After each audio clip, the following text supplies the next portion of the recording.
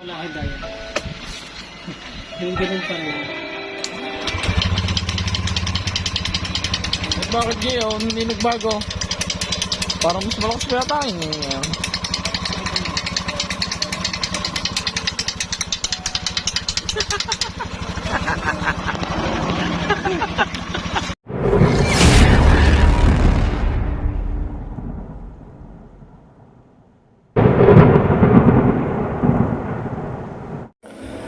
Okay mga bossing, ayan. So welcome back na naman dito sa ating channel mga bossing. Kamusta po kayo? So eto na naman tayo mga bossing para sa panibagong video. At may share at tuturo ko naman sa inyo regarding at tungkol sa nangyari dito sa ating dumating na Honda Beat FI. Ayan, so makikita nyo yung unit natin, 38,000 odo.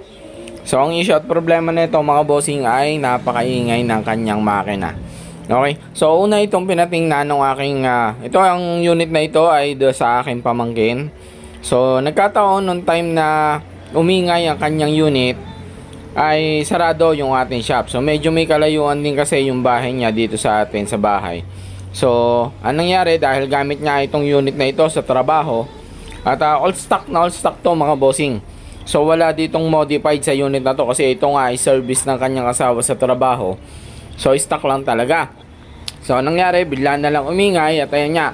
So ang ginawa ay pinatingnan muna doon sa malapit na shop sa kung saan ay doon nalaman at siya ay pinaghahanda kaagad ng 10,000 pesos para sa unit na kanyang motor ay nagkakahalaga ng 10,000 daw yung magagastos. Okay, so ipapakita ko sa inyo yung naging findings nung unang tumingin. So hindi ko na papakita yung mukha, So findings na lang nila yung ipapakita natin.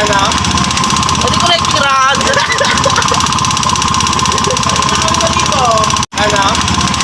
ko nagtiraan. Okay, so ayun nga, ang tunog naman talaga nga ng makina niya ay napakaingay. So possible nga talaga na may katunog siya ng connecting rod. Kaso ang issue at problema, ayan, dumating na nga dito sa atin sa shop. At eto, pandaran natin mga bossing. Kasi ang unit na ito, umiingay lang siya pero merong pagkakataon na nawawala yung kanyang ingay. So pakinggan natin mga bossing.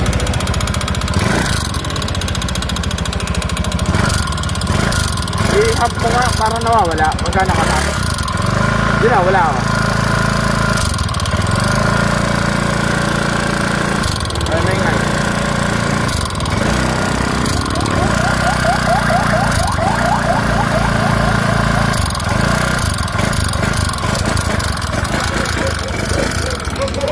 At ayun nga mga bossing at inumpisahan na natin bakbakan ng unit ng aking pamangkin at aalamin natin kung ano nga ba ang issue at problema. So medyo hilaw tayo doon sa connecting rod dahil ang issue nga ay medyo nawawala-wala naman yung kanyang ingay. So hindi siya consistent talaga na maingay yung kanyang makina. So ito mga bossing, pagkabukas natin, ito yung ating napansin.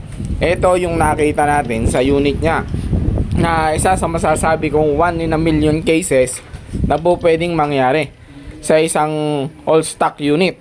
So possible nangyayari to sa mga kargado na unit.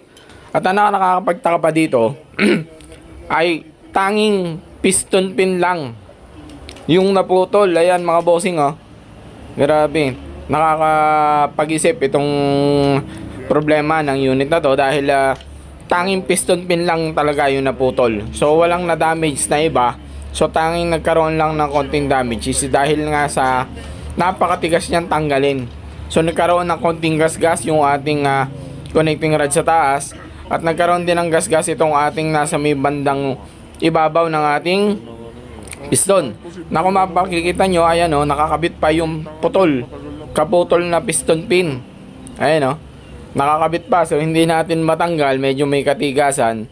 Pero madali lang yung naging action natin dito sa unit na to kasi niliha lang naman natin yung ating nasa may pinaka connecting rod para may pasok natin ng ayos yung bagong piston pin. At itong piston ay ganun din lang yung ating ginawa. So nagkaroon lang tayo ng medyo matagal-tagal na process dahil kailangan nating mapinish ng ayos yung ating lagay ng piston pin dun sa ating connecting rod at dito sa ating piston. So nagkaroon tayo ng medyo matagal na pagkikinis para is maging smooth yung pasok ng ating bagong piston pin na ayan, kung makikita nyo may mga gas-gas. So natanggal na natin yung piston pin na putol at ayun, no, kung makikita nyo may gas-gas yung ating piston pin. So yun, ito lang yung naging issue ng unit na isa talagang nakakapag-isip. Masasabi kong 1 in a million kasi unang-una ay parang first time pa lang namin maka-experience ng ganito na putol lang yung piston pin pero buo ang connecting rod at pati piston. So as this konti lang kasi ayan lang yung nagasgas. Kasi medyo tagilid na yon, possible kaya nagkaroon ng gasgas pero hindi pa siya ganun, hindi pa naman siya kailangan palitan. So eto na, natapos na natin ng unit. So check na natin mga boss.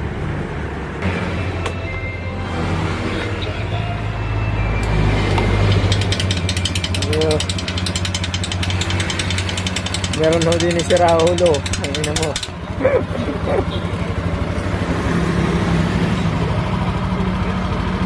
Ay, natanaw. Ay, natanaw. Hindi na tutulog. Kinuha na eh.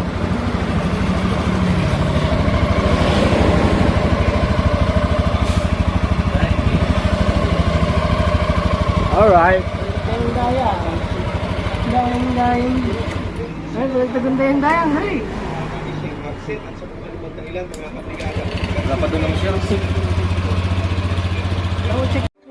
Okay, so ayun, natapos na natin ang unit at ayun, malaki din yung kanyang natipid doon sa kanyang unit.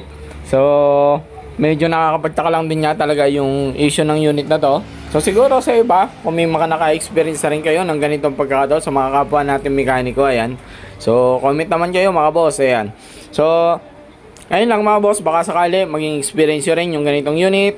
Ayan, so pwede nyo maging basehan. So wala pa naman tayong na-encounter, wala pa rin tayong nag-check din tayo through online.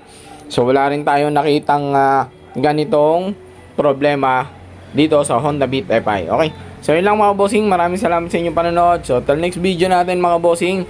So kung hindi pa namin subscriber, please like and subscribe na rin po dito sa ating channel para updated po kayo sa ating mga susunod na video. So yun lang mga bossing, God bless and ride safe po sa ating lahat.